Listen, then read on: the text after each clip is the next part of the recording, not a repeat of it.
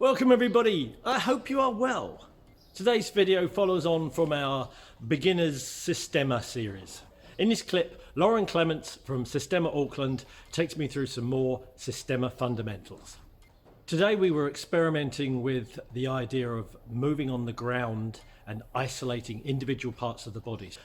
Most of us will be familiar with the shrimping exercise, lots of us use it for our warm-ups. Today we look at the idea of locomotion across the floor, especially if you're unable to use your hands or your feet properly and you're in some way encumbered or restricted in your movement. This is a wonderful exercise for being mindful about what parts of your body you're moving, how you coordinate them, how you work your muscles and your body parts in series, and how you can work all of these individual pieces of your anatomy to work together as a whole, as an entire system. It's fascinating stuff and it's a lot harder than it looks. I highly recommend you have a play with this, and I'd be really interested to see what you think of it in the comments. If you found this video useful, please smash that like button, consider subscribing to the channel, and enjoy the video.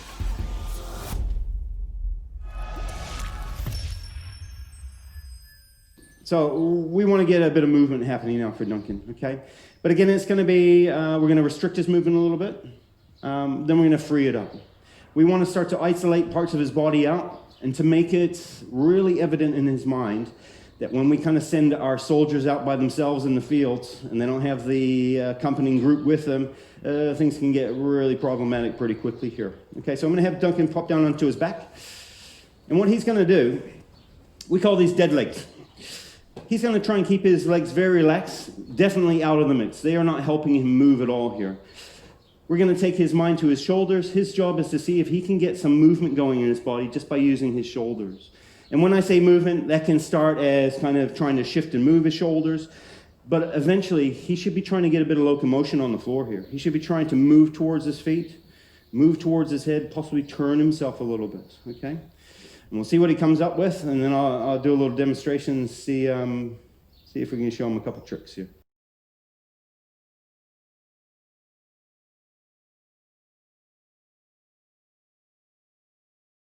One of my Tai Chi teachers in the beginning of my study says, look, if you don't feel silly doing it, you're probably not doing it right, okay? Let's have Duncan over to the side here. So I'll show him just a couple of things he can work on for the next little round here. I want Duncan to start to think of his shoulders like his feet, okay? One goes down, offers support. The other one can float, find a new space. That one offers support. The other one is lightened up. It's the same thing with my shoulders here. I push one of my shoulders into the ground. Because I want to go that way, I'm going to reach with that shoulder, pushing into the ground. That starts freeing up this shoulder so that I can, and I'm going to do this really, really big for you. I've reached new spot here. I'm pushing my shoulder into the ground now. Freeze this one up so I can reach. I can reach.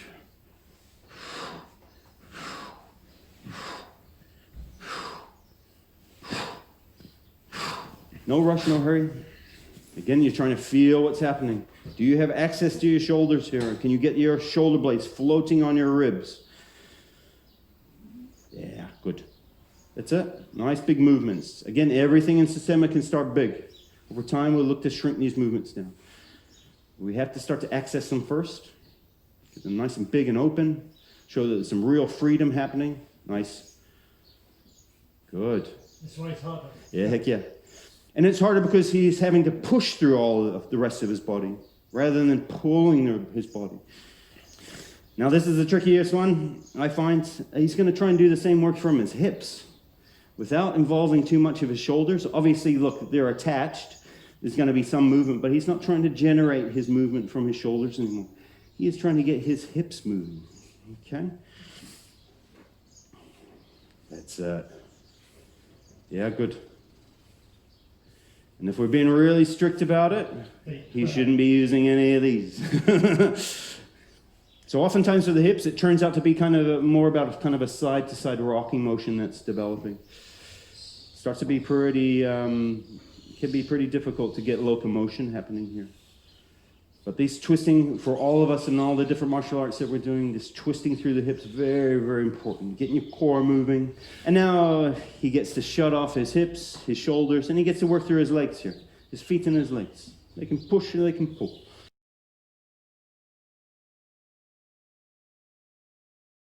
We want to work efficiently, so are we wasting energy holding on to things that we don't really or don't need to hold on to? What are your feelings there? No, it's interesting how once you stop moving as an entire system, Yeah. which I personally focus a lot on, Yeah. trying to move as a complete unified thing, and you start to isolate stuff, Yep. how you realise the limitations Yeah. of how that affects the rest of your body. Yeah, that's it. Yeah. For some people, they don't have connection with their shoulders, or maybe there's some weakness there. So this is a good drill to start to force them. They have to put the brain there because that's the only place that gets to move. It starts to develop a bit of strength for them because they're having to access muscle and push it and pull it. With Systema, look, we're looking for easier paths. And that shouldn't be confused with saying that the work is easy. But we're working towards an effortlessness. So if Duncan pops back here, I'll just show what we're after here. And so he gets to combine those three spaces now. His feet, his hips, and his shoulder. They should be working in concert. Duncan being a musician, he understands that when there's a rogue unit in the crew that's going off on their little thing, but you've got your structure of your song and whatnot, and it's okay to kind of dance on the notes and things, but there's a place we want to get to in these songs. If we're not working in concert, we're not all going to get there at the same time.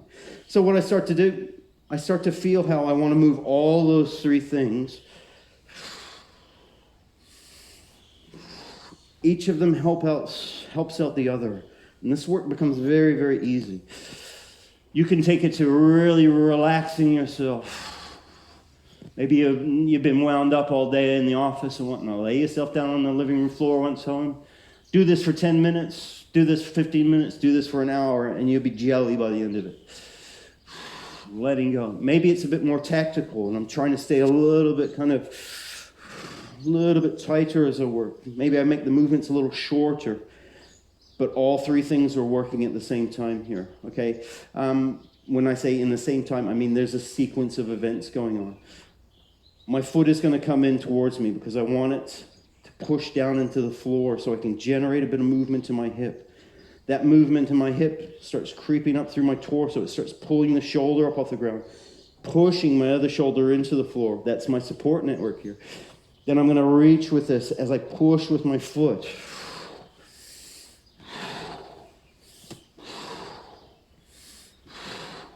Now I'm pulling. I'm digging my heel into the ground. Same process here.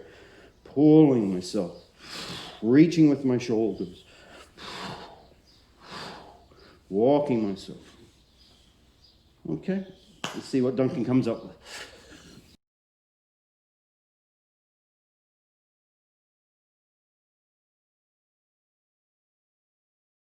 As we go, he should start to feel that for himself. What is really playing ball here? What is not?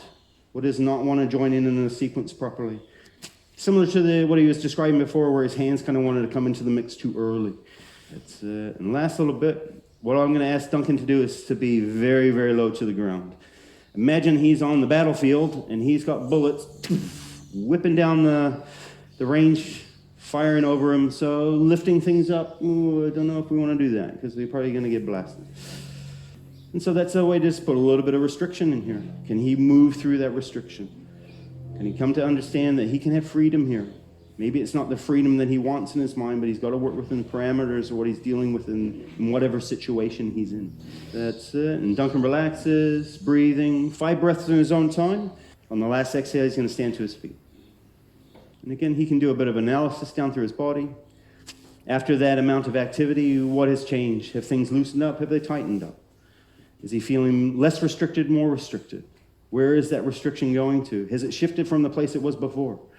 Is it doubled up on the place it was before? So we're always using these as diagnostic tools. The main idea behind that little drill, though, is acknowledging that there's a sequence of events that make things nice and easy for us.